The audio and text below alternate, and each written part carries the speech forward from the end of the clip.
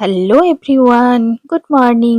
কেমন আছো সবাই? আশা করি সবাই খুব ভালো আছো। মন্দিরাস ব্লগসের একটি নতুন ব্লগে তোমাদের সবাইকে স্বাগত জানাই। আজকে সকাল থেকে ব্লগটা শুরু করার সময় পাইনি। এখন অনেকটাই বেলা হয়ে গেছে, অনেকটাই দেরি হয়ে গেছে। তাও তোমাদের সাথে গুড মর্নিং দিয়ে শুরু করলাম। আর এখন আমি বানাচ্ছি পাস্তা।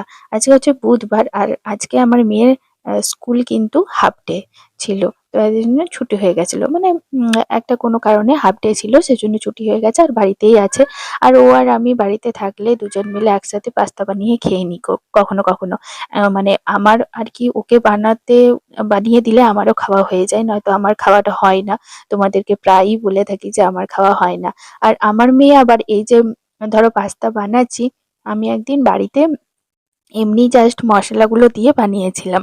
তো বাড়িতে সেদিন মশলাটা আনা ছিল না, আর বাবাও বাড়িতে ছিল না। তো কি করব, খুঁজে পাচ্ছিলাম না। তো বাড়িতে যেটুকু থাকে ওই ওই আর কি জিরে গুঁড়ো, তারপর লঙ্কা গুঁড়ো, এগুলো দিয়েই আমি একটু বানিয়ে নিয়েছিলাম।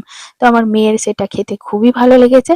দেন তারপরে বাড়িতে থাকলেই আমাকে বলে যে ওইভাবেই আমাকে বানিয়ে দেবে, মশলা দিয়ে আমার ভালো লাগে না খেতে।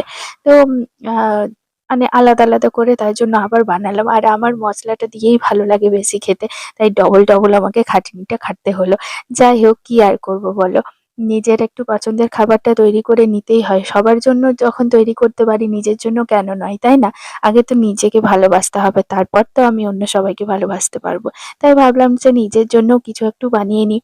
অ্যাকচুয়ালি আমাদের মেয়েদের না নিজেদের কিছু মানে করাই হয় না। নিজের জন্য কিছু করব, নিজের জন্য কিছু ভাববো, এটা হয়ই না, দেখবে। পুরো ভিডিওটা দেখতে হলে আমার পেজ মন্দিরাস ব্লগসকে ফলো করে দিও এবং পাশে থেকো। চলো আজকের মতো টাটা, বাই বাই। দেখা হচ্ছে নেক্সট কোনো ভিডিওতে। ততক্ষণের জন্য তোমরা সবাই ভালো থেকো, সুস্থ থেকো, টাটা।